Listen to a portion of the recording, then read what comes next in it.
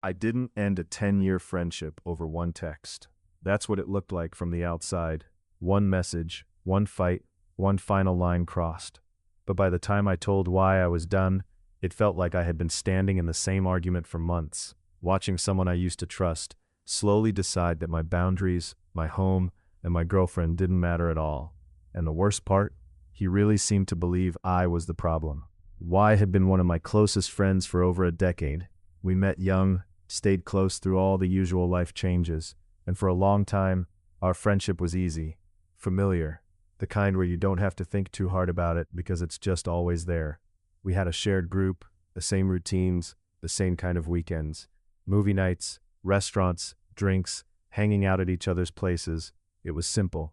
Then he started dating M. At first, none of us thought much of it. She seemed nice enough. She had a 6-year-old daughter, and Y got serious fast. He wasn't just dating M, he fully stepped into that role. He started talking about her daughter like she was his stepdaughter, like this was his family now, and I could tell it mattered to him. I respected that, I really did, but respect for his life choices didn't magically turn me into someone who wanted a child woven into every single part of mine. My girlfriend and I had been together for around 6 years. We'd been living together for 2. We were very clear people. We liked our space. We liked quiet. We liked adult plans. We were not kid people. Not in a cruel way, not in a dramatic way. We just didn't enjoy being around kids that much. And Y knew that. He had known that for years. So when he and M started bringing her daughter to group plans, at first I told myself to let it go. Maybe it was temporary. Maybe they had childcare issues. Maybe they'd ask next time. But they didn't ask. That was the first thing that started getting under my skin. It was never, hey, is it okay if we bring her? It was just assumed, every time. Movies, dinners, casual hangouts, all of it. Suddenly every plan came with a 6-year-old attached, and everyone else was expected to adjust around that reality, like it had always been the deal. I remember one of the first times it really hit me. We were supposed to go see a movie, just a normal group outing. I was actually looking forward to it. Long week, I wanted to turn my brain off, sit in the dark and watch something made for adults. Then Y texted the group chat. Since we've got her with us, maybe we can do something she can watch too. I stared at the message. Then another one came in. There's that animated one out. Could be fun. Could be fun. I remember sitting on my couch, phone in my hand, feeling this weird irritation rise in my chest because it wasn't even about the movie. It was the assumption. The way the whole plan got redirected instantly. No discussion. No awareness that maybe the rest of us weren't interested in reshaping our night around a child. My girlfriend looked over at me and asked, "What now?" I handed her the phone. She read it, snorted once, and said, "Of course." I shrugged, but it was a tight shrug. I mean, whatever. But it wasn't whatever, because it kept happening. We'd talk about going somewhere for drinks, and suddenly the suggestion became someplace that didn't serve alcohol because it wouldn't really be appropriate. We'd mention a restaurant, and then have to hear about whether there was anything on the menu the daughter would eat. We'd want a relaxed night and end up orbiting around what would keep a 6-year-old entertained. And every time, there was this unspoken pressure hanging in the air. Be understanding, be flexible, be nice, as if having a preference for adult spaces automatically made us selfish. I kept trying to be patient. I really did. Y was my friend. I knew his life had changed. I knew dating someone with a child meant compromises. Fine, but the compromise somehow only ever flowed one way. Then, there was the daughter herself. And this is the part people get weird about. Because the second you say a kid was badly behaved, someone acts like you're attacking a child instead of describing reality. She was 6. 6-year-olds can be chaotic, I get that. I'm not expecting military discipline. But Y and M did absolutely nothing to control her, and that changed everything. The first time they brought her to our apartment, I was already uneasy. Our apartment was our space. Clean, calm. We had pets, we had things we cared about. We weren't set up for kids, and we didn't want to be. She came in like a tornado, straight to the coffee table, then the shelves, then our phones. I was in the kitchen when I heard my girlfriend say, "Hey, no, don't grab that." I walked back out and saw the little girl holding my girlfriend's phone with both hands, tapping random things on the screen, while M stood there smiling like it was adorable. "Oh my God," M said lightly. "She's so curious." My girlfriend took the phone back, polite but firm. "Yeah, we just don't let people use our stuff." Y laughed. "She's just a kid." I remember that sentence so clearly because of how often I would hear versions of it after that. She's just a kid, as if that ended every conversation. A few minutes later, one of our pets came into the room. Instantly, the daughter lunged toward it, arms out, squealing, trying to chase it under the table. Our pet bolted. "Hey," I said, sharper this time. "Please don't chase them." Y looked at me like I was overreacting. "She just wants to play." "She's scaring them." M called her daughter's name without any urgency at all. "Sweetie, gentle." The kid ignored her completely and kept trying to grab at the animal. Inside my head, I was already thinking, this is exactly why we don't want kids here. But I kept my mouth shut. I told myself not to make it bigger than it was. One bad visit, that's all. It wasn't all. Every time they came over, it was the same thing. Hands on everything, no sense of personal space, climbing onto furniture, reaching for drinks, grabbing phones, interrupting conversations, running after our pets, and every single correction came from us, not them. My girlfriend started getting tense before they even arrived. I could see it in the way she cleaned, the way she moved things higher up, the way she'd ask, "Are they bringing her?" before I even opened the group chat. And eventually the answer stopped mattering, because we already knew. Yes, they were always bringing her. One night after they left, my girlfriend sat down on the couch and just exhaled like she'd been holding her breath for 2 hours. "I don't want to do that again," she said. I knew exactly what she meant. "At our place? At all if she's coming," she said. "But especially not here." I sat beside her and nodded slowly, because I'd been thinking the same thing for a while and feeling guilty about it. Like maybe I was being unfair. Maybe I needed to be more understanding. But understanding has limits. And one of mine was people treating my home like it had no rules. So I decided to talk to Y directly.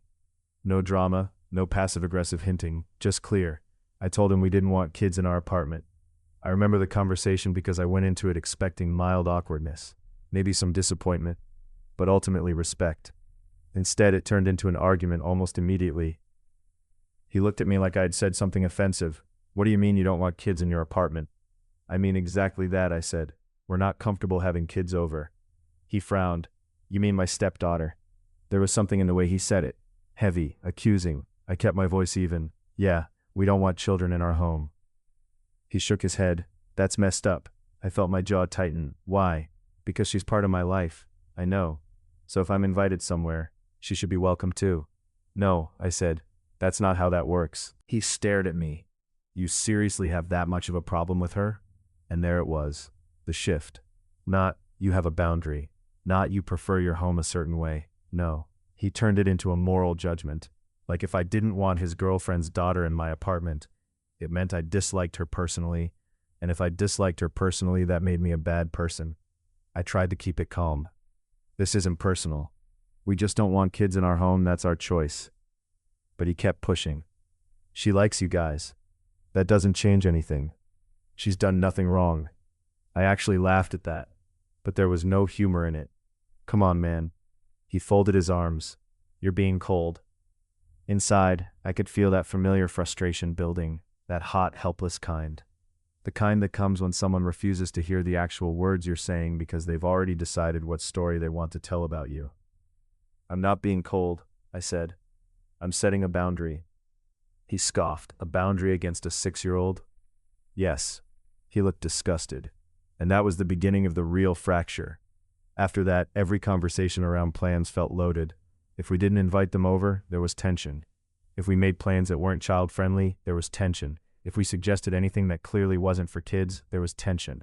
And Y never let it go. He'd circle back to it over and over, trying to convince me that I was wrong. Not just different. Wrong. Like this was some flaw in my character that needed fixing. I started dreading his messages. I started dreading group plans. I started wondering how someone who had known me for over 10 years could suddenly act like my preferences were some kind of betrayal. Then came the birthday party. My girlfriend was planning her birthday at our apartment. It wasn't some huge event. Just friends, drinks, music, food, a night where she could actually relax in her own space with people she wanted around her. And because all of this had already become such a recurring issue, she decided to be direct in the invitation.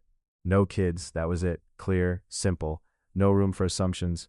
When she showed me the wording before sending it, I nodded. "Good."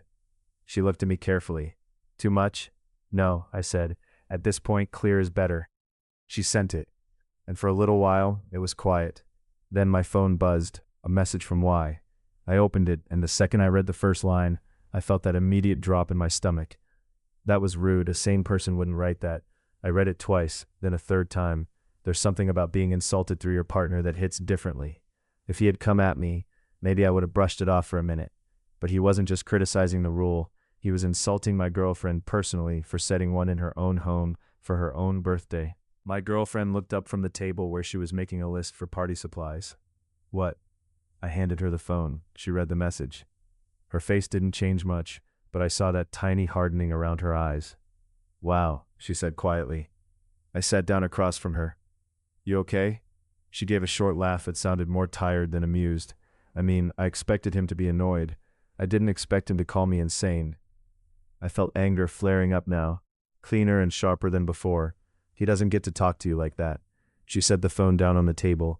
No, he doesn't. I picked it back up and typed before I could overthink it. It's her party, our home. We can set whatever rules we want. I sent it. Almost immediately he replied. That was another thing about why when he got worked up. He replied fast, like he was sitting there waiting to fight. She's hostile. I stared at the screen.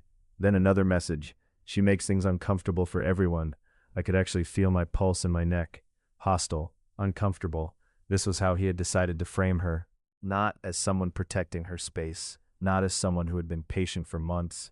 Not as someone repeatedly forced to deal with a child in her home, grabbing her things and chasing her pets, while the adults responsible did nothing. No, she was hostile because she finally said no. I looked over at her, and she was trying so hard to act unaffected. That almost made it worse. She had put up with so much already. The forced politeness, the awkwardness, the constant need to be nice while her boundaries got ignored. And now this guy, this friend of mine, thought he could reduce her to some bitter, difficult woman because she wouldn't let him steamroll her. I typed back, if anyone is making things uncomfortable, it's you. You keep pushing after we've already told you no. He responded with a longer message. He said we were excluding his family. He said we were acting like his stepdaughter was some kind of problem. He said my girlfriend had been cold for a while and that everyone noticed it. He said writing no kids in the invitation was rude, unnecessary, and mean. I read every word, and with each line something in me got more still. Not calmer, just still. Because the truth was, by then I was exhausted. Exhausted from repeating myself. Exhausted from defending basic boundaries. Exhausted from watching him twist everything into an attack on him. Exhausted from acting like this was a misunderstanding when it wasn't. He understood. He just didn't care. I called him. He answered on the second ring. What? He said, already defensive. I didn't bother easing into it. You do not get to talk about my girlfriend like that. He laughed once, bitter and sharp. I'm just being honest. No, I said, you're being disrespectful. She is disrespectful. It's her birthday party, and she had to announce no kids like a psycho. That word did it. Something snapped cleanly inside me. There are moments in arguments where you still feel the relationship underneath it. Even while you're angry, there's still some thread connecting you to the person, some instinct to repair, to explain, to salvage. That thread was gone. I said very quietly, don't talk about her like that. He kept going. She's always had a problem with Em and my daughter. Stepdaughter, I said automatically, because even then I wasn't trying to cheapen his role. Whatever, he snapped. You both act like you're too good for us. I stood up and started pacing. That's not what this is. Then what is it? He shot back. Because from where I'm standing, you're rejecting a child for existing. No, I said, louder now. I'm rejecting your refusal to respect boundaries. He scoffed. Boundaries, Jesus. You people hide behind that word whenever you want to be selfish. I stopped pacing. My grip on the phone tightened. You know what? I said. I'm done. There was a beat of silence. Then he said, what? I'm done having this conversation. I'm done having this argument. I'm done with this friendship. He went quiet. For 1 second I thought maybe it had finally landed. Maybe he was shocked enough to actually hear me. Then he said, you're seriously ending a 10-year friendship over this? And I remember thinking, no, I'm ending it because of everything that led to this. Because of every time no men keep pushing. Because of every time you made us the villains for wanting basic respect. Because you insulted my girlfriend in her own home over her own birthday. Because somewhere along the line, you stopped seeing us as people with boundaries and started seeing us as obstacles to your way of life. But what I actually said was simpler. I'm ending it because you don't respect me. Or her. He started talking fast then, angry, defensive, throwing out every variation of how I was overreacting, how M would be hurt, how the group would think this was ridiculous, how I was making a huge mistake. I barely heard him, because once I said it out loud, I knew it was true. I told him not to contact me again. Then I hung up. The apartment felt very quiet after that. My girlfriend was standing in the doorway to the kitchen, watching me. "Well?" she asked. I let out a breath I felt like I'd been holding for months. "It's over." She didn't smile. She didn't celebrate. She just nodded once, slowly, like she understood exactly how heavy that was. Then she came over and hugged me, and standing there, arms around each other in the middle of our living room, I felt two things at the same time: relief and grief. Because losing a friend, even when it's necessary, still feels like losing something real. The fallout came after. Mutual friends started reaching out. Some had seen parts of the tension already. Some had heard about the party invite. Some had gotten Y's version first. But once I explained what had actually been happening for months, the constant pressure, the unasked for child at every plan, the behavior in our apartment, the refusal to respect our boundaries, the insults toward my girlfriend, people started opening up. Turns out we weren't the only ones who had been uncomfortable. That part surprised me, even though maybe it shouldn't have. One friend told me, "Honestly, I've been avoiding making plans because I knew it would turn into a kid thing." Another said, "I didn't want to be the first person to say anything." Another just said, "He changed." And maybe that was the simplest truth. He changed. Or maybe he had always been someone who took and pushed and expected the world to bend around him. And this was just the first time it happened in a way big enough that nobody could ignore it. Either way, one by one, people started distancing themselves from Y and M too. Not because I asked them to. I didn't. I never told anyone to cut him off. I just told the truth when they asked, and the truth was enough. Eventually, Y pretty much lost the whole group. When I heard that, I didn't feel triumphant. I felt strange, heavy, because no matter how justified I felt in ending the friendship, there was still this ugly sadness to the outcome. 10 years of history, gone. Group dynamics shattered. Someone who used to be part of my life, now fully outside it. And still, when I replayed everything in my head, I kept coming back to the same point. What exactly were we supposed to do instead? Keep surrendering our home? Keep pretending discomfort was cruelty? Keep letting him insult my girlfriend and call it honesty? Keep making every plan orbit around a child nobody had agreed to include? Keep saying yes because saying no made him angry? I thought about all the chances he had to pull back. The first conversation where I told him clearly we didn't want kids in our apartment. The moments when his stepdaughter grabbed our things and chased our pets, and he chose not to parent. The repeated plan changes, the pressure, the arguments, the birthday invitation, that text. A sane person wouldn't write that. Even now, that line sticks with me, because it wasn't just rude, it was revealing. It showed exactly how little respect he had left for us by the end. How entitled he had become to access, to accommodation, to agreement. How offended he was by the idea that our space could have rules he didn't like. And maybe that's why the friendship had to end. Not because he had a stepdaughter, not because we disliked kids, but because he stopped hearing no as a complete sentence. So when I look back on it now, I don't think about one final blow-up. I think about a slow erosion. 1,000 little moments where our comfort mattered less than his convenience. A pattern of disregard that kept escalating until it finally hit the point where staying friends would have meant accepting disrespect as normal. And I couldn't do that. Not to myself, and definitely not to my girlfriend. She deserved better than being called hostile for protecting her own peace. She deserved better than being insulted for wanting one child-free night in her own apartment. And if defending that ended a friendship, then maybe the friendship had already been over long before I said the words. Still, sometimes I wonder what Y tells himself now. Does he still think we were cruel? Does he still believe all of us abandoned him for no reason? Does he ever replay those conversations and realize how many times he was asked, calmly and clearly, to just respect one simple boundary? Or does he still think being a friend meant we were supposed to accept anything he brought into the room, no matter how uncomfortable it made everyone else? Because from where I stand, I didn't end things over a child. I ended things over disrespect. And if that cost him all of his friends too, What does that say about me or about him?